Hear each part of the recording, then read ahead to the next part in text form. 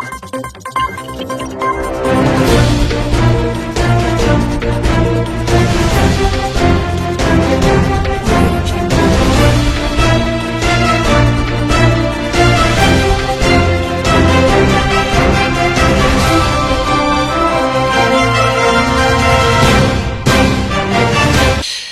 et messieurs, bienvenue dans cette édition d'information de 19h de Niata TV et voici les titres.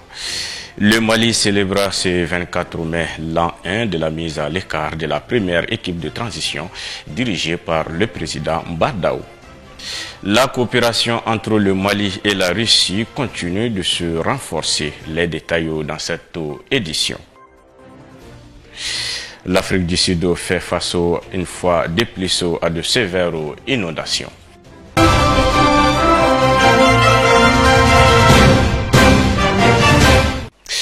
Comme annoncé dans les titres, le Mali va célébrer ce mardi 24 mai 2022 l'an 1 de la mise à l'écart de la première équipe de la transition dirigée par le président Badaou et le premier ministre Mokhtar Ouane. À travers ses actions courageuses et à ses décisions libératrices, le colonel Assimi Goïta, président de la transition, rétablit petit à petit le respect du Mali sur la scène internationale. Suivant les commentaires.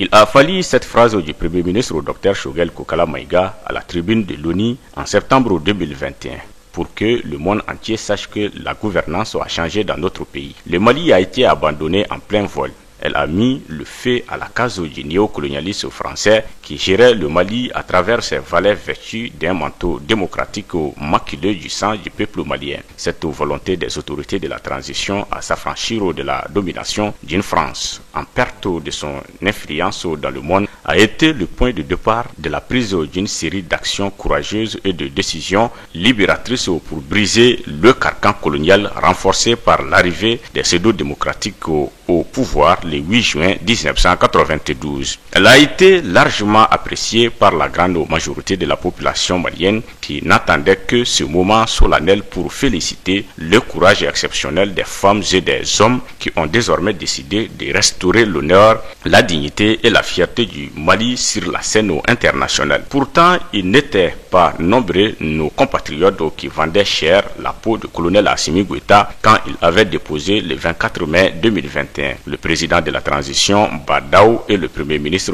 Mokhtar Ouane pensaient qu'il était animé par la recherche du gain facile à l'image de beaucoup de putschistes dont le mauvais souvenir hante encore les esprits des Maliens. En s'attaquant aux chaînes de néocolonialisme entretenues par leurs valets dans notre pays et en les brisant les unes après les autres pour quitter ce système de domination, le président de la transition a fini par convaincre nombreux de Maliens à s'engager dans cette lutte de libération de notre pays. Il est en train de donner de l'espoir au peuple malien qui ne savait plus à quel sein se vouer pour restaurer son honneur, sa dignité, sa fierté. Et il n'est plus un secret pour personne que son engagement est en train de faire tache d'huile en Afrique. Un peuple dont les démocrates avaient fait croire que son bonheur se trouve d'ailleurs et qu'il est condamné à ne pas se développer sans l'aide de leurs maîtres blancs. À plus forte de réfléchir pour trouver des solutions à ses propres problèmes. Aujourd'hui, ce cordon ombilical dont les démocrates s'accrochaient pour sucer le sang du peuple malien est coupé pour de bon. Cette décision courageuse prise par notre pays en tant qu'État souverain de traiter avec les autres pays sans intermédiaire a fallu à nos autorités la colère mondiale, à sa tête la France. Cette indépendance vis-à-vis de l'ancienne métropole qui parlait et qui décidait au nom de notre pays se sent blessé dans son orgueil mal placé par cette décision courageuse des autorités de la transition. La perte de ce privilège donne des insomnies au président français Emmanuel Macron qui se bat sur tous les plans pour isoler le Mali afin que les autorités de la transition tombent pour laisser la place à un de ses gouverneurs prêt à massacrer son propre peuple pour préserver les intérêts de son pays. Le respect s'impose, dit-on. Le Mali se fera désormais respecter. Le Mali, à sa tête le colonel Assimi Goïta, en a décidé ainsi, n'en déplaise à ses détracteurs intérieurs et extérieurs.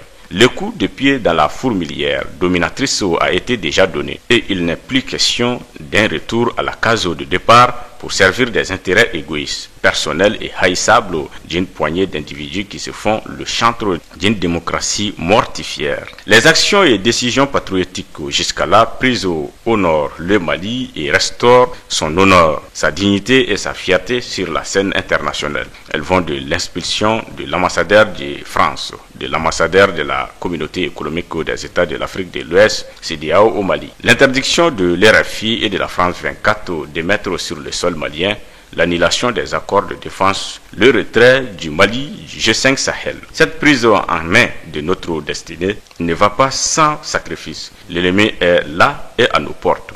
Il a plusieurs tours dans son sac. Il a déjà mis toutes les options sur la table pour nous faire payer ce qu'il appelle affront, mais victoire pour le peuple malien. Il est désormais du devoir des Maliens à s'unir, à parler le même langage et être debout sur les remparts pour que le nom du Mali résonne encore comme un gong dans les oreilles des ennemis de notre pays. La coopération entre le Mali et la Russie se renforce de jour en jour. En effet, les deux pays, lors de la visite du ministre des Affaires étrangères et de la coopération internationale, Abdoulaye Diop, vont ajouter le développement des échanges commerciaux à leur collaboration et maintenir l'accent sur la stratégie dans la lutte contre le terrorisme au Sahel. Cet échange aux accents diplomatiques en dit long sur la volonté des Maliens et des Russes de donner une dimension plus importante à leurs relations bilatérales. L'hôte russe n'a en effet pas ménagé de prévenance pour afficher son intérêt pour la visite de la délégation malienne qu'il a reçue vendredi dernier à Moscou. Pendant presque une demi-journée, Sergueï Lavrov et Abdoulaye Diop ont eu des échanges d'abord en tête-à-tête, ensuite au cours d'une séance de travail élargie aux collaborateurs du chef de la diplomatie russe et aux autres ministres maliens présents à Moscou pour la circonstance. Un point de presse et un déjeuner ont clôturé les assauts d'amabilité, les marques de solidarité et les expressions de position partagées sur bien des dossiers de la scène internationale. Le ministre Diop a d'entrée de jeu fait comprendre que sa visite à Moscou était motivée par la recherche de solutions à des défis très pressants dans l'approvisionnement correct et durable de notre pays en biens de consommation comme les hydrocarbures, le bleu, le ciment, les engrais. Le Mali a également besoin de l'expertise et la technologie russe dans la perspective de la relance des activités au niveau de la régie du chemin de fer. Notre délégation a eu des rencontres avec des structures publiques et des compagnies privées russes concernées.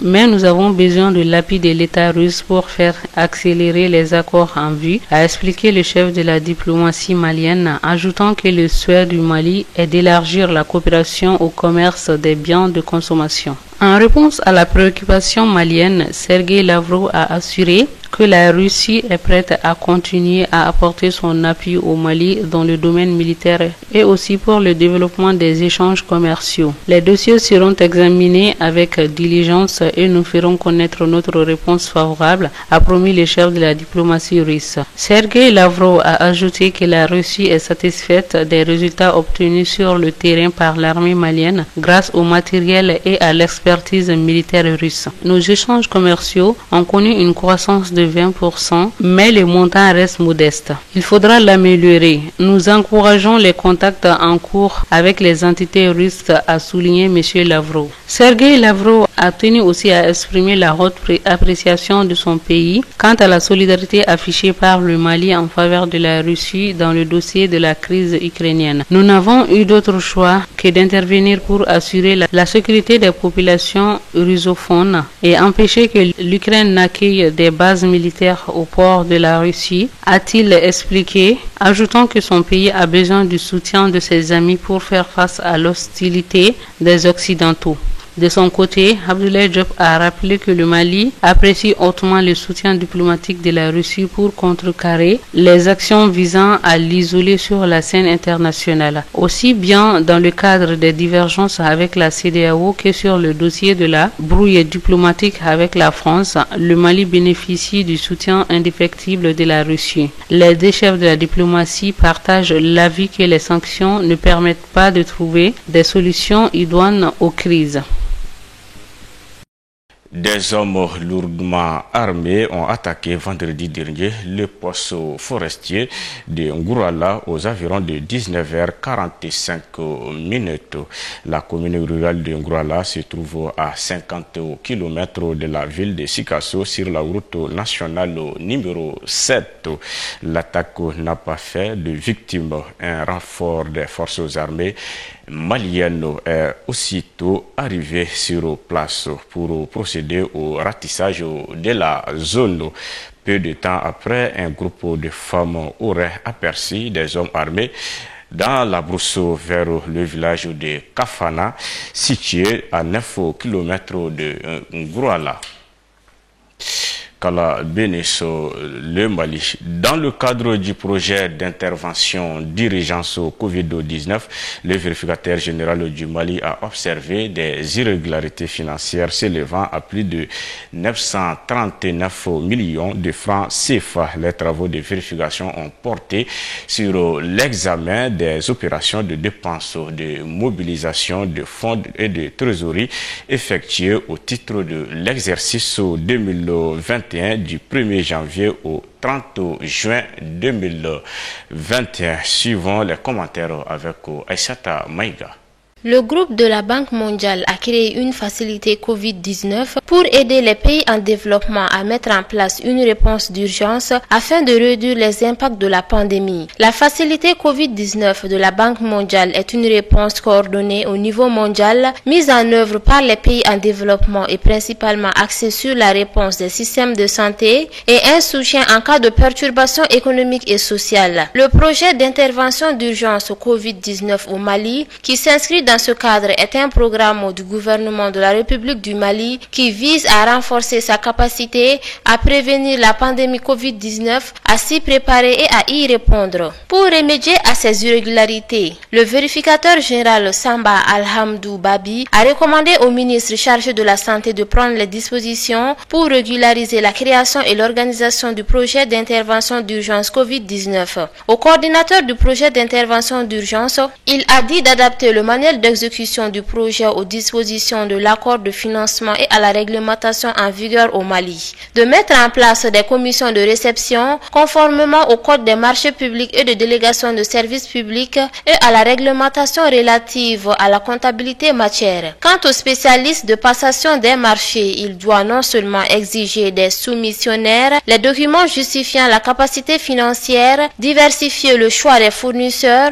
pour optimiser les ressources et respecter l'équité dans la commande publique. Le mandat total des irrégularités financières ci-dessous s'élève à 939 227 131 francs CFA. Le vérificateur général a dénoncé au procureur de la République près le tribunal de grande instance de la commune 3 du district de Bamako, chargé du pôle économique et financier, les irrégularités relatives à la non-application de pénalités de retard pour un montant de 187 206 394 francs CFA, au paiement de dépenses indues pour un montant de 36 355 325 francs CFA, à la non-justification d'une avance pour un montant de 90 millions de francs CFA et au règlement d'un marché irrégulier avec le bureau de l'OMS au Mali pour un montant de 625 665 412 francs CFA.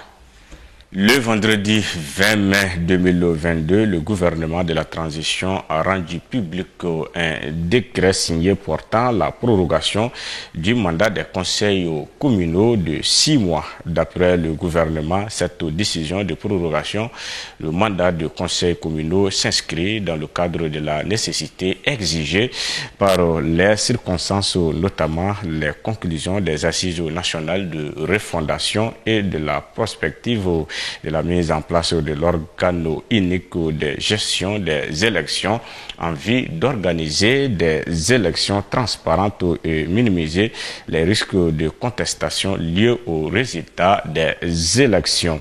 Les mandats des conseils communaux élus le 20 novembre 2016 sont prorogés à 6 mois à compter du 21 novembre 2021, à l'exception de ceux dont l'annulation est devenue définitive. pouvons lire dans ce décret qui prend effet à partir du 22 mai 2022.